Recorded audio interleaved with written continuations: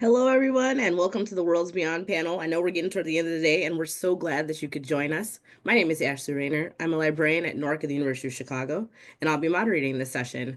I really enjoy fantasy because it provides some much-needed escapism, and these books are truly unique and fun. I'm so excited to welcome Melissa Bobe, author of Electric Trees, which is an indie author project, a collection of short stories that run from the mundane to the truly bizarre, and I mean that in the best way possible. Oliver Darkshire, author of Isabella, Nagg, and The Pot of Basil, published by W. Norton and Company, about a middle-aged woman who accidentally gets access to a magical book while her town is being overrun by goblins who really want you to try their fruit. Marie Lu, author of Red City, published by Torbuck's Macmillan, about two friends who end up in rival magical games with powers that zap a little bit of their soul each time they use them. Louis Sachar, author of The Magician of Tiger Castle, published by Ace Penguin Random House, about a magical man of science and how he takes some risks to save himself and the princess he cares about. And Michelle Wong, author of House of the Beast, published by Harper Voyager, HarperCollins, about a girl who grows up with an imaginary friend and puts everything on the line for revenge. Hello, everyone, and welcome. I'm going to jump right into these questions because I have so many of them. My first question is for Louis Sachar, author of The Magician of Tiger Castle. The Magician of Tiger Castle feels both fresh, I don't know what my computer's doing, and familiar to me. It gave me Princess Bride vibes in tone, though not necessarily in subject. How do you keep things new and interesting while still giving readers that relatable feel? I think it's all about the characters. It's you know, I loved writing about Anatole and Peto and Princess Tulia. They just became like family to me, and I cared about them, and I think that comes across, and the readers will care about them too. That makes sense to me because they did feel very comfortable and like I don't. That sounds like oh, it wasn't it was so interesting, but also very cozy and very welcoming, and so I felt like a warm hug of a book, and I really enjoyed it. My next question is for Oliver Darkshire, author of Isabella Nagg and The Pot of Basil. Basil. I should have asked about that. This book gave me fractured fairy tale vibes. If you guys remember it from like Rocky and Bullwinkle a million years ago, it's meta about fairy tales and ancient traditions in a fun way. What fairy tale tropes did you have the most fun with? Were there ones you wanted to add but didn't have space for? I mean, what I like about fairy tales and folk tales is that they're not obsessed with sort of continuity. You don't have to justify them. So it's a pot that generates infinite porridge, like a pair of shoes that kills you. They don't always make sense, and because they're so short-sighted, when you stick with them in the longer form, like for more than a chapter, it makes for some really sort of amusing follow-on conclusions. So one I wish I'd had time for is the goose that lays the golden eggs, like properly, because for the first 5 minutes, it's like, wow, we have golden eggs. And then 10 minutes down the line, you've ruined the local economy. And I find the follow on really amusing. Sort of you stick with the trope for fairy tale for too long. It's always funny. It's always funny. I'm just thinking like how do you fence a golden egg? Like how do you like yeah, how would you get rid of that in a Love it. yeah. Um, But you can't make money off of just well, I guess you can make money off of throwing stuff. Anyway, that's really funny. My next question is from Marie Lu, author of Red City. I feel like most fantasy readers love a good magic system. I'm most fantasy readers, so maybe I'm just talking about myself. And you've created one based on alchemy. Can you tell us how you develop the magic your characters use? For sure. And I'm also most fantasy readers. I also like that's my favorite part of writing a fantasy is developing the magic system. For me, the world building for Red City came from the characters, and I knew that early on that the primary driver of all the characters was going to revolve around ambition and this pursuit of perfection that I think we all kind of fall victim to some extent. Excuse me. And so I realized that the magic system that would suit that kind of character development would be alchemy. This idea of like transformation, changing something into something more desirable, whether that's lead into gold or, a person into a better version of themselves. So alchemy kind of became this sort of metaphor for the entire book's themes. And from there, I wanted to develop like a system of alchemy that worked for our modern world, and what that would look like in a capitalist society, so in this like age of easy money that we live in, like what if our kind of like relentless, ruthless capitalist system was handed a magic that could make perfection possible? How would that change us and how would that break us? So from there came this idea of like competing mafias, and of perfection being distilled into a drug in this sort of like new age of alchemists. Yeah, because it's like an ancient tradition, and that's kind of you mentioned that in the book. It's something that's been going on for millennia, and so how do you carry it forward and still make it accessible, even though it's something that we've been talking about for centuries? So it was really interesting. Yeah. My next question is for Michelle Wong, author of House of the Beast. Speaking of world building, the building in this book is wild.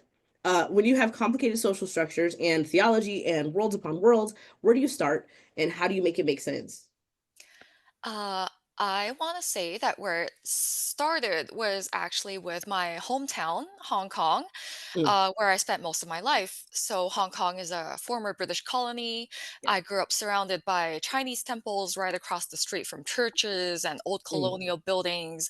I have family who identify as Christian or Buddhist, but also will pay respects to old Chinese folk religion, to our ancestors, spiritual guardians.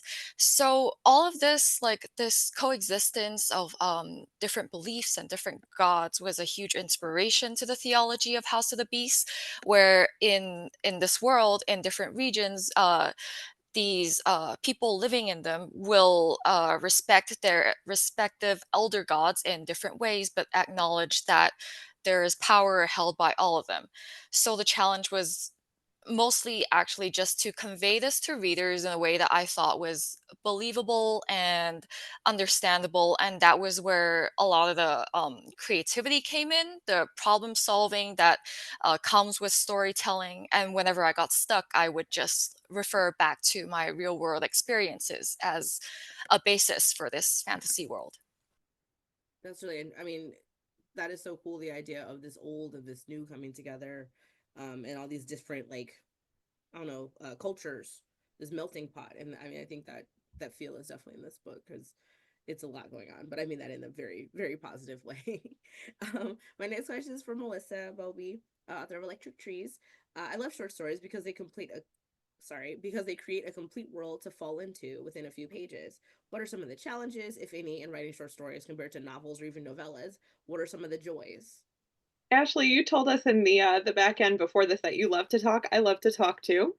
So so the challenge is curbing myself a little bit, right? Like, and making sure that it stays short.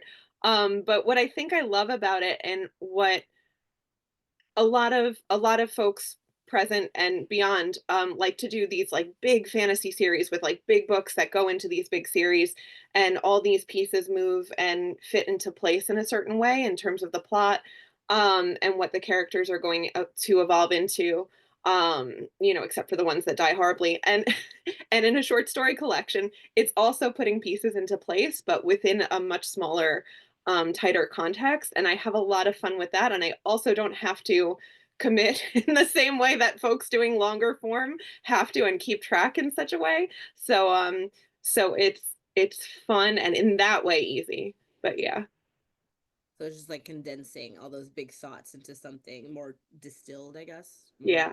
yeah. I do love a big book, but sometimes it is nice to just be okay, I can read this and then be done. So it just really depends on the day, I feel like.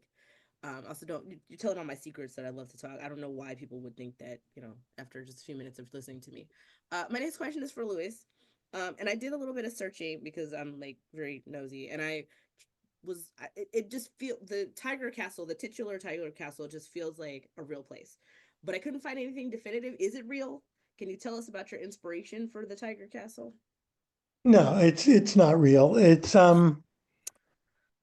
Although I do recall, I can't even remember where, being on vacation once, seeing an old castle in Europe that had bears in the moat. So I think maybe that gave me the idea for the tigers in the moat, but it was just trying to come up with something colorful and dangerous, you know. And I came up with the tigers before I ever knew what I'd end up doing with them. It reminds me, and I'm so bad with names, but it reminds me of that one. I think it's in France, and there's like a castle kind of like in water, and like the water will come and like come around the castle at times, but other times it's dry and you can walk across. I can't remember what it's called. Hopefully, I'll think of it. But that's what it made me think of. So I was like, it's definitely a real place. So I'm sad that it's not, but it feels very real, and that's what Good. matters. My next question is from Marie Lou. Red City is set in Angel City, which seems to be similar to Los Angeles. My Spanish Slight is still pretty resemblance. good. Yeah. How are the two cities similar and how are they different? Yeah, so well, in this world, like all the cities that have been kind of overtaken by alchemy have like an alternate name. So LA is Angel City, and then New York is Gotham, London is Londinium, and so on.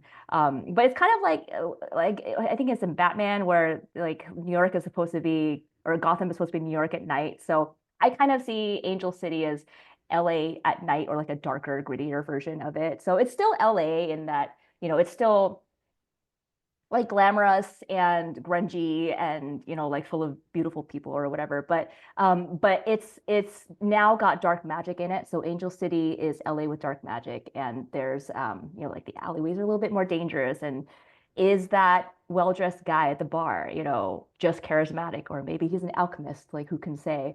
So I kind of liked playing with that, and I also like the freedom of being able to move things around a little bit in the city and slightly alter the architecture of existing landmarks and so on, without like the LA people yelling at me like, that's not a real theater. I'm like, no, it's not LA, it's Angel City. I know. So it was fun to twist my hometown around a little bit just to keep people on their toes. As someone who is from Chicago and is obnoxious about being from Chicago, as all good Chicagoans are, it can take you out of the book if a place you love is not represented well. So I think it's interesting that idea of, okay, well, no, it's taken over by alchemy, so it's different. It's not the same. So thank you for that clarification. My next question is for Oliver. As a woman who is entering my own personal middle age, I turned 40 last year, I enjoyed reading about older protagonists. Why did you decide to make Isabella an older woman, and what do you think it adds to the story? I mean, it didn't start being about Isabella. She was a footnote that became a chapter, and then I threw the whole thing away and rewrote it. I was raised by my mother and my grandmother, and that's my blueprint for a strong person, really. And I so rarely see those people in fantasy novels, even on the sidelines sometimes, and certainly they don't get novels for themselves. And I think as I get older, I get more interesting, not less. The experiences layer on, life ties you to the world in a bunch of complicated ways. So when adventure comes calling, it's that much more interesting. There's that much more to unpick. And so I just became fascinated with this character and who she was. And it was inevitable, really. Messy is good for story. The term I've been taking is seasoned. I'm well seasoned. So Yeah. yes, exactly.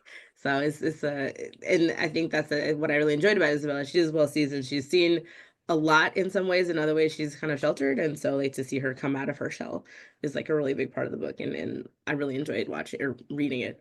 My next question is from Michelle. Alma, who's the protagonist, her ambition is a huge part of this book, but she's also strongly influenced by her other relationship.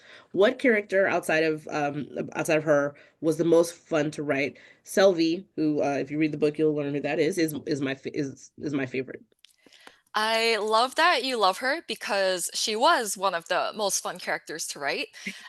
She starts in a place that puts her at odds with Alma on such a deeply personal level, and it would have been very easy to dislike her through the story, which I didn't want to happen because I love reading and writing about female friendships, and because, like you said, so much of Alma's journey is shaped by her desire to become a better person, a less lonely and angry person. And I think you can only really do that if you start to reach beyond your shell and connect with the people around you. So figuring out this connection between Alma and Sevely was both very challenging and very rewarding at the same time. And I'll say the other super fun character to write was Six, who was just like an innocent little boy, because in a book full of morally gray characters who are all kind of terrible on a different level, writing someone who's just like sweet and lovely is very refreshing. I feel like in the last few years, for probably obvious reasons, a community has become very important to me personally. And so to see it in book, it's nice when characters can connect, even if they don't necessarily have like everything the same, if they don't come from the same background. It's really good to see those connections because I think that's what is needed, for life, for growth, for understanding. So it was a really refreshing thing to read. I feel like that their relationship was really refreshing, and I really enjoyed it. My next question is for Melissa. So this collection switches protagonist perspectives all the time. And someone asked in the Q&A about like writing what did they say? Writing like styles or a writing process. And so this kind of gets into that a little bit because your book switches protagonist perspectives all the time.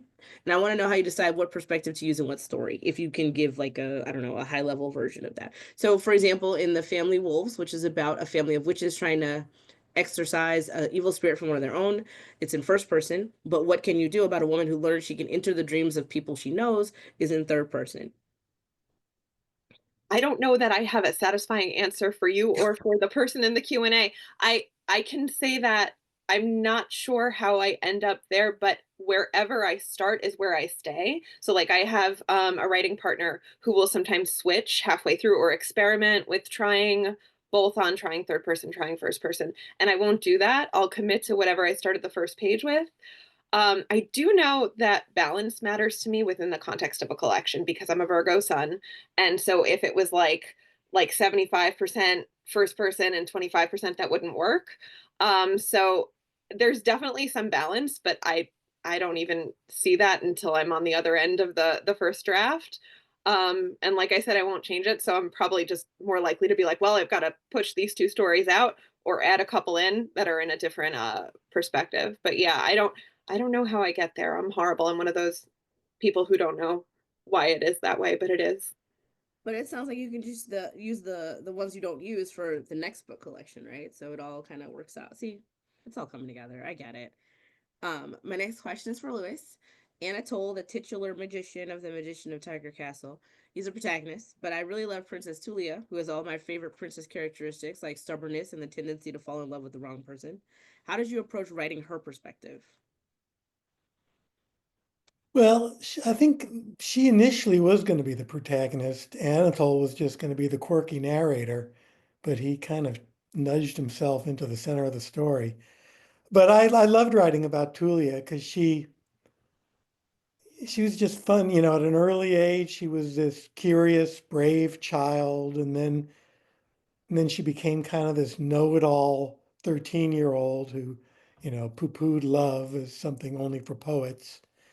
And then when she fell in love, everything changed and she became, everything about her is like overly dramatic. You know, she, you know, when her person she loves is going to be executed, she makes this elaborate plan to thrust a knife into her breast at the execution. And then later on, she makes a plan to assassinate the rival prince. So she's it's hard to know how much of it is bravado and how much of it is true bravery, but I really liked her. Okay, so I liked her because she was a know-it-all who's dramatic and over the top. Okay, it's all coming together now. I get it. Uh, I identify with her quite a bit. My next question is for Marie. It's about the two protagonists in your book, Ari, who was taken from his family at a young age, and Sam, who lives with her mother, who's kind of distant. They have very different perspectives on life. Did you enjoy writing one or the other more, or is that like asking you to choose between your children? It's a little bit, and I love all of my children equally. I swear. It actually is very hard for me to choose specifically between Sam and Ari because I love playing with foils, and they sort of complement each other in that way. And then a lot of ways they're each other's opposites. Sam, struggles her entire life with being invisible and unseen. Like she's literally like the girl who goes to the party and like no one remembers that she was there. She has to repeat her name to people constantly, and she'll talk to somebody, they'll just kind of like politely gravitate away. She has trouble making friends because people just kind of ignore her. And at times, this can become her safety blanket. And even her strength, because getting to move through the world invisibly is definitely comes with its benefits, but it very much frustrates her, and it's the reason for her burning desire to make something of herself. And then Ari, on the other hand, cannot become invisible even if he wants to be. He is very seen, and he's very beautiful, he's very desired, he's very coveted, but with that sort of visibility comes a lot of danger and unwanted attention. And so he draws obsession, both of love and lust, but also of like hate and violence. So the two of them kind of arrive at the same place, but from very different angles. And now that I'm telling you all of this, I do actually think I had an easier time writing Ari. I think I tend to have an easier time with my male leads, just because they're unlike me. And so the distance makes it a little bit easier for me. I think Oliver and Lewis both mentioned that you had characters that just kind of like surprised you. They weren't supposed to be the main character and they just kind of became it. So Ari was that guy. He like was part of the story and then just kind of suddenly became like the second protagonist somehow, and his voice just kind of flowed for me. But Sam was very scary for me to write because, I mean, she and I are different, but I gave her a few pieces of myself that were so vulnerable that I really struggled, with some of her chapters just because it was that much closer to me. But yeah, the two are very intertwined, and I really love using them to kind of explore the two of like the pain of invisibility and the pain of visibility, of being like easily seen and heard, but also being unseen and overlooked. It's interesting because when someone is so seen, I think a lot of times people kind of project what they want onto them instead of like what they actually are. And so it's like you don't really actually see them for the art. It's who you want them to be. I'm good. It's so funny. So someone in the Q&A just asked about Oliver's footnotes in his book, which is so funny because in my list of questions, that's the next question I'm going to ask. So this is obviously fate, kismet, whatever you want to call it. So I'll kind of intertwine the both of them. So for Oliver, I love a good fantasy footnote, and this book has them in spades. Why did you choose to use them in this novel specifically? And then Matthew Galloway asks, were any of your footnote arguments, because so in the book, sometimes the book, this magical book, different people kind of add their notations and annotations to it. And so sometimes in the notes, they'll go back and forth like, oh, this is right. No, it's wrong. And so this person, Matthew, is asking, were any of your footnote arguments inspired by real margin notes you've seen? Does that make sense? Does that make sense, Oliver? Makes sense. Great. So I mean, I adore a toxic footnote. It's a character flaw, right? I know it's bad practice, and everyone told me that. And all my editors said you have to remove some footnotes, and I had little artist tantrums about every 3 months and said I must keep them. And compromised on what I wanted eventually. But I mean, the book, in a meta sense, is about a spell book. So it's about an instructional book, and I have held a lot of textbooks over the years, which have driven me up the wall. As this is my joke, they're a nuisance, the footnotes in the book. They drive you away from the story, and everyone complains about them. And it's kind of intentional, because that's how I feel when I'm reading a textbook, that everyone's annotated too much. And I made them textbook, the notes got up the side and down the right. Oliver, we can't put the footnotes down the side. It's not possible. And I'm like, we have a technology. We can do it. I've seen it done. So we rowed back and forth about these for ages. And yeah, they're largely inspired by books that I've seen, legal textbooks and primers of Latin grammar where someone has doodled something obscene down the side and somebody's crossed it out and gone not appropriate, but they can't throw it because it's too precious. Yeah, it's all by things I've seen. I kind of rammed all these things into one book, and everyone told me off about it. I'm very happy with it. Everyone was mad at you when you were happy about it. Is that what? Mad about it. End result, success. Intent. I don't know if the audience doesn't know. I'm spoiling your secret. Well, I don't know if it's a secret, but Oliver was or is still an antiquarian, like bookseller, working with like really old books. So you've seen a lot of like these kind of back and forths in actual books you've seen. So that's really funny. I didn't know that connection. My next question is for Michelle. About House of the Beast. Alma's first encounter with Aster, which is Aster's her imaginary friend that she encounters very early on. But so her first encounter with Aster is guided by her own imagination, but things change when he starts to take on his own weight and character. Why did you make him an imaginary friend? Where did that come from? So I tend to start a story with a mental image, and the mental image I had for House of the Beast was a girl and a dark entity that loves her. I knew that this girl for this story had to be isolated and bitter and angry, but how do you make a character like that trust someone? So I had to dig into her vulnerabilities. Uh, she has a deep desire for companionship, which I thought was perfect for someone or something to take advantage of, to sort of like worm its way into her psyche and manifest as something that she would rely on. So that was the reason for Aster's initial sort of appearance as an imaginary friend, but I also just I appreciate the visual dichotomy between someone who is physically very beautiful, um, who she imagined to be like her perfect prince, the person that she would fall in love with, but who inside is kind of rotten and terrible and manipulative. I think that makes for interesting character relationship, and that's my favorite thing about storytelling.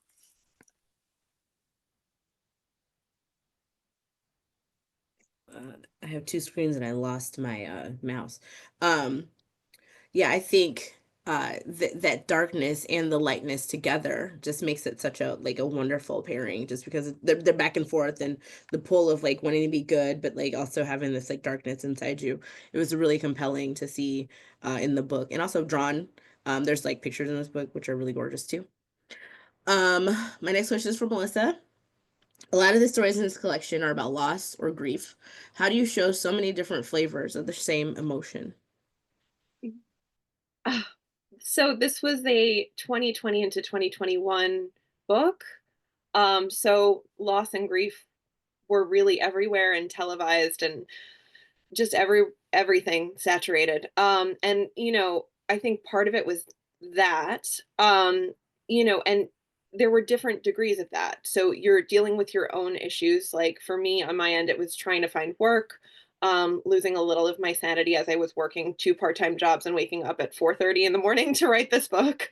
But then also, seeing friends lose family members to illness, having friends also lose work, like just through loved ones and then through the larger world, you internalize a lot of stuff, and what comes out is a collection of wacky short stories.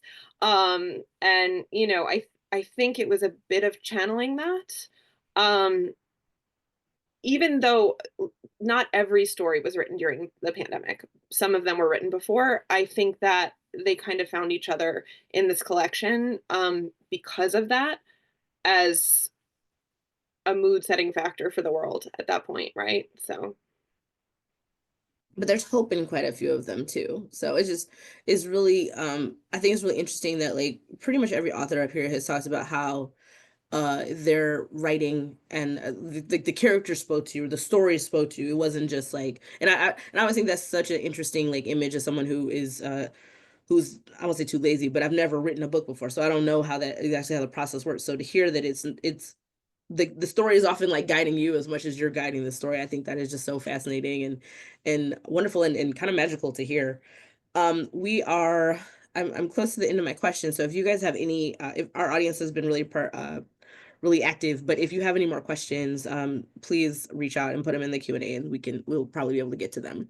So anything you want to ask about, we are here for you. My next question is for Lewis. I love that Anatole is not a swashbuckling hero and that he loves to experiment and tinker. What makes this kind of more laid back protagonist compelling for you? I wouldn't say he was laid back, but it's when he does have to be, he's sees himself as a coward and has a history of cowardice, and he's mostly concerned with petty, his standing in the court, and it's very relatable. And so when he does finally have to act and do something that requires true bravery, it's hard for him, and it is that much more meaningful. It's easy for a superhero to be brave. It's a lot harder for just an ordinary person to summon the courage and do what he has to do. I called him laid back because he's like he likes his tea and he likes to be like in his he likes to putter around in his lab, but you think he's more of a he's more I don't know more high strung or more like more action oriented than I'm letting on. I don't know about action oriented, but he worries. He He's a worried. he's worried about his job, his career, and all the different choices he has to make. If he saves his career, will that mean that he betrays Tulia? So Hmm. there's, he frets a lot, and he just, he wants to do the right thing, but he also has a lot of petty faults too. Yeah. Join the Petty Faults Club, of which I am a member. My next question is from Marie. This book combines two of my favorite things, which is fantasy and the mafia. I cannot tell you how many times I've seen Goodfellas. It has got to be in the like dozens at this point. What are some of the inspirations you drew from these wildly different genres? So Goodfellas, I saw that movie when I was not probably too young to watch that movie. I think I was like 11 or something. Oh I should no. probably my parents had this habit of just like putting on movies. They're like, whatever, she's Mine gonna be too. fine. Yeah, Yep. so I should probably go back and rewatch it at some point.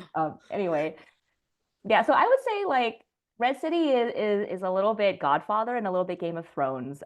Because oddly the two have a lot of crossover because it's all about, like who's gonna win, like who's gonna lead the mob, like who's gonna get the throne or whatever. And I think I love that like with the Godfather, the inspiration was about being, trapped in this world upon which you have been into which you've been thrust. And there's really no escape. You're just forced to make these impossible choices. And then maybe the only way out is through, and the only way to come out of it is to resign yourself to staying in this trap. And that's very much Sam and Ari's struggle in this syndicate world.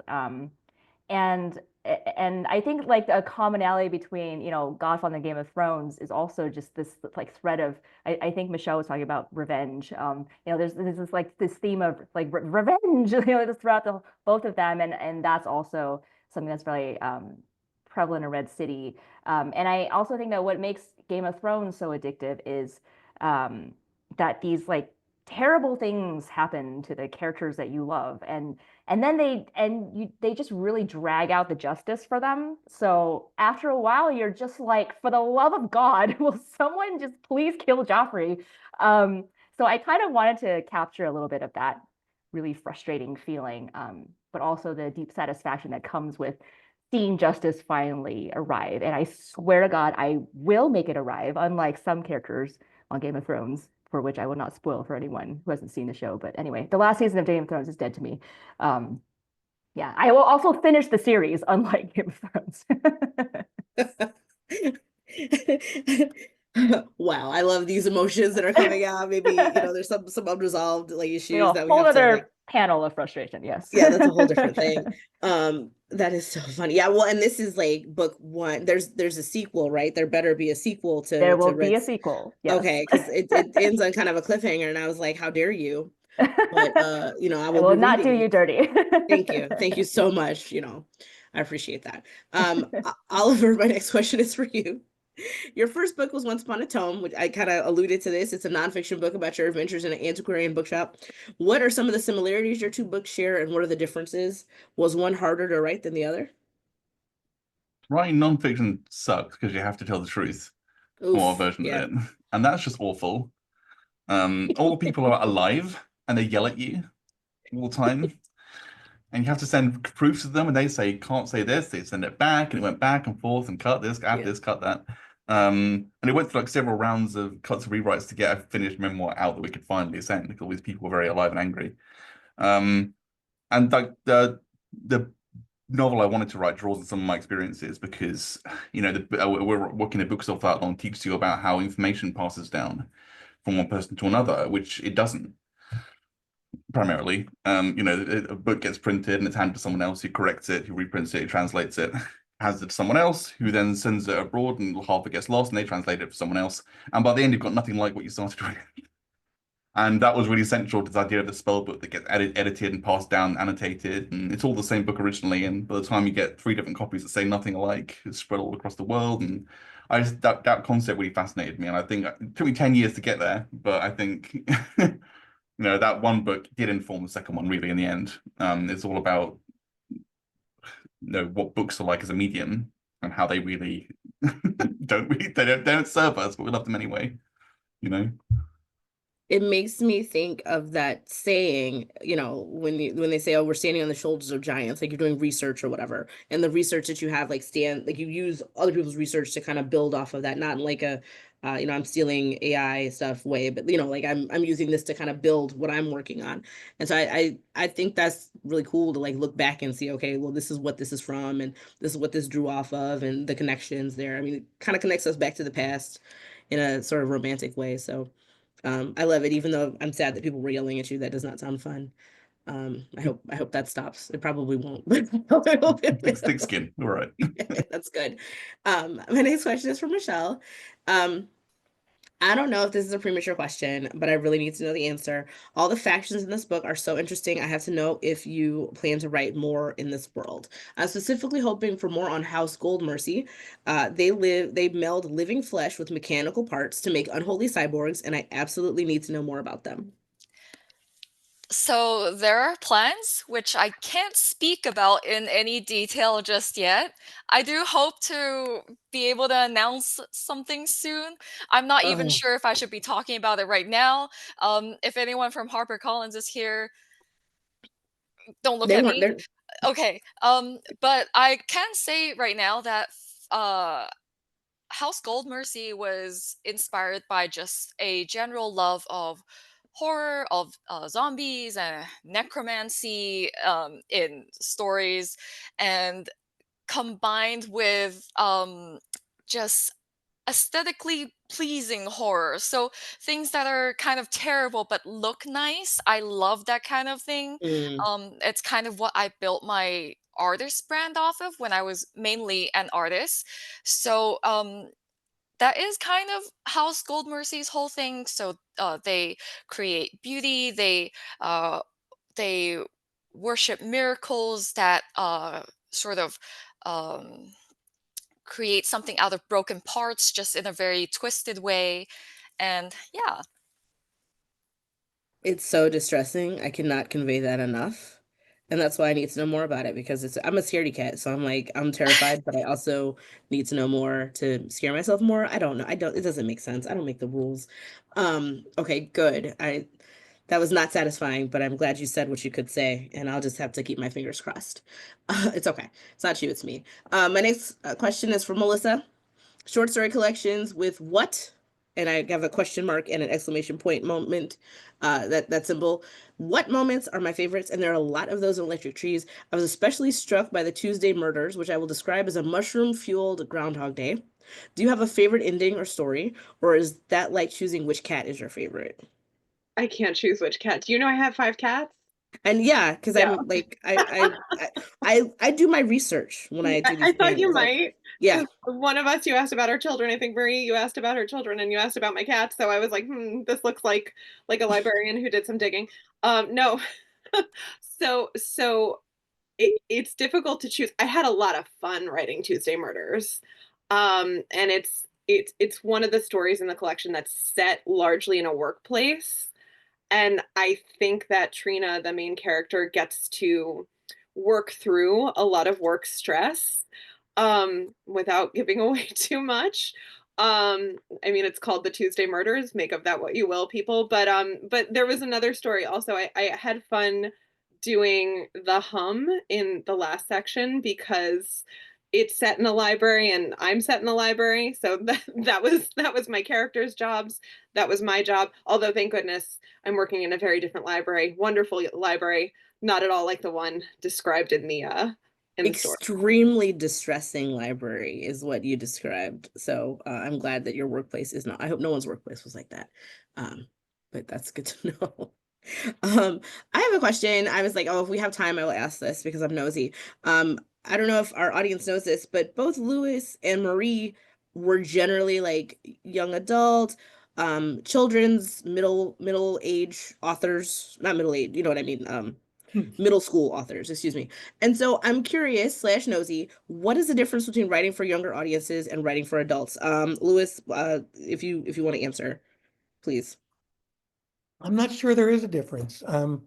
In both cases, I write for things that I like. When I write for kids, Hmm. the main difference is it's a child protagonist. And so I have to get in the world of that kid. Um, but I'm not sure that's any different from getting in the world of a 15th century magician. I mean, um, in fact, Magician of Tiger Castle started out as a young adult book about Pedo and Princess Tulia, two 17-year-olds.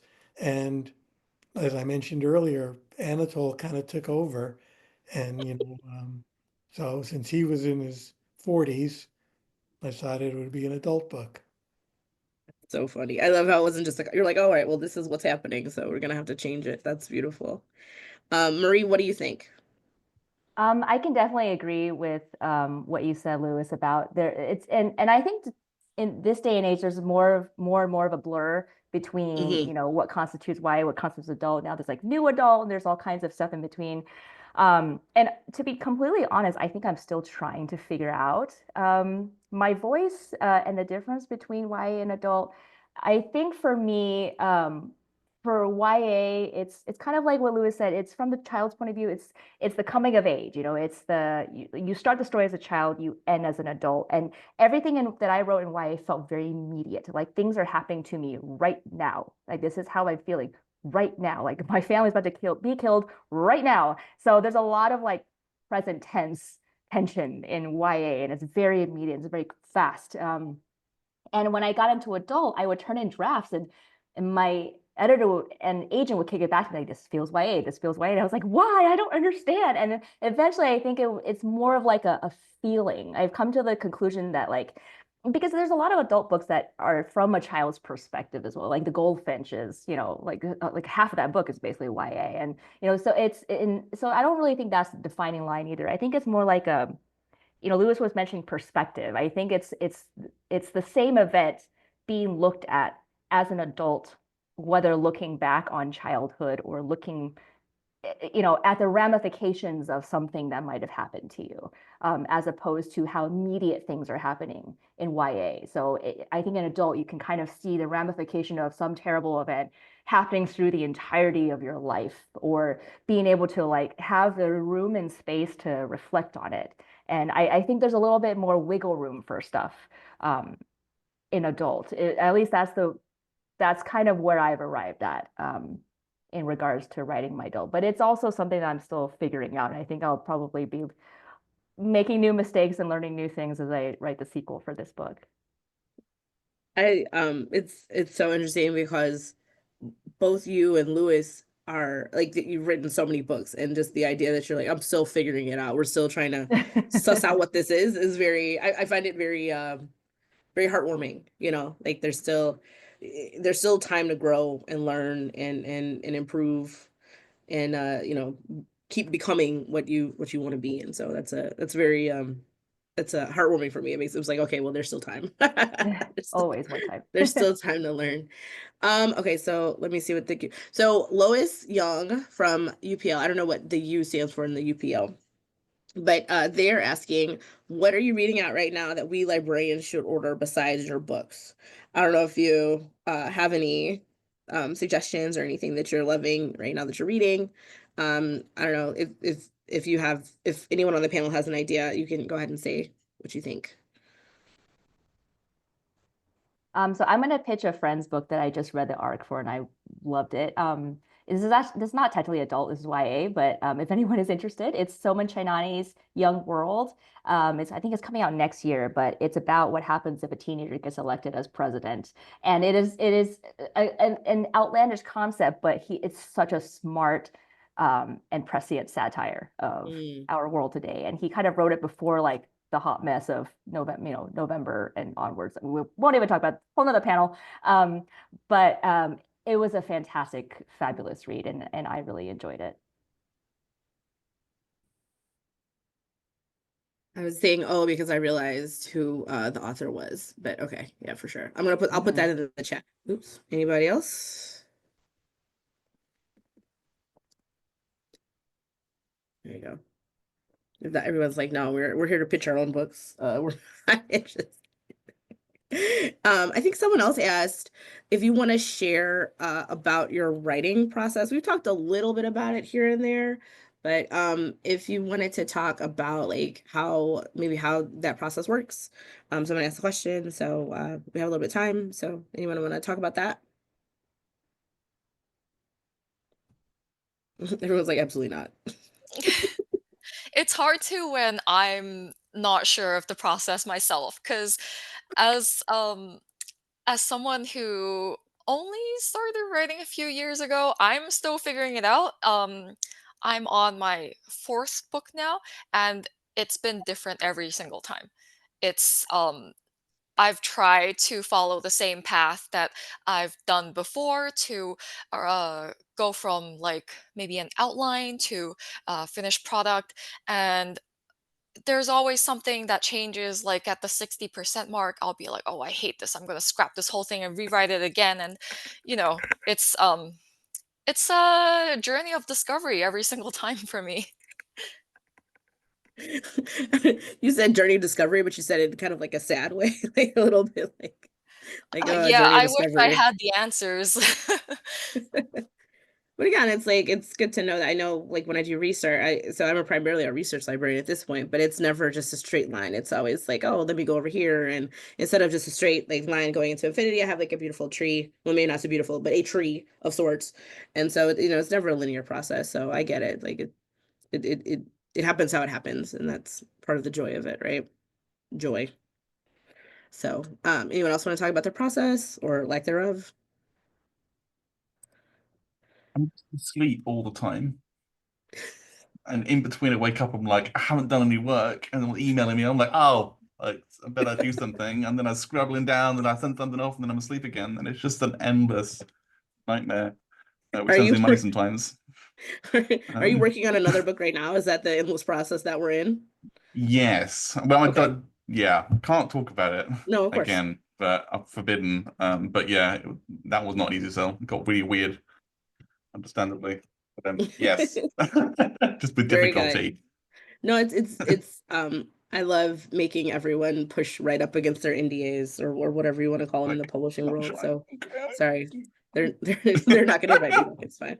yes, but no. Yeah, I get it. I get it for sure. Anyone else? Let's see. And I don't know if we have any other oops, I don't know if we um oh, here's another question. Oh, someone said, and I think this happened a lot in the chat, so I will make a big statement about it. This isn't really a question, but as an elder millennial, I just wanted to pass along to Louis Sachar how much his books meant to me as a kid growing up in the 90s. And that many people said that, so I just want to make sure that that was acknowledged because it is definitely meant. Sorry, I didn't hear you. What did you say? I said, thank you. Okay, good. Yeah, it's one of the joys of doing these panels is the ability to talk to these authors that I've read for. Uh I sent the questions ahead of time, and Marie was like, "Oh, they're really great," and I was like, "Oh, thank you for making me feel good." And by the way, your books are amazing, and so it's just great to tell people to their face how much how much their work has meant to us. So, thank you for the opportunity. I don't know if there are any more questions. Ah, but yeah, if there's I don't know if there's anything else that anyone wants to ask. Speak now or forever hold your peace. I know we're kind of toward the end of the day too, so I know people might be running out of steam, which I totally understand. Um, but if not, I will say thank you to all of our speakers, and thank you for all the librarians who hung in with us and joined us today. Now we have our final session of the day, which is the closing keynote with Cory Doctorow. Thank you all so much for joining us. Thank you so much for your questions and your attentiveness. Thank you, authors, for sharing your process with us. We really appreciate it. Thank you so much. Thank you, guys. Yes, thank you so much for all of your great questions and for moderating us and making this such a. I love hearing everyone's answers. So Oh, this is yeah. really fun. It's great. Thank you all so much. I appreciate it.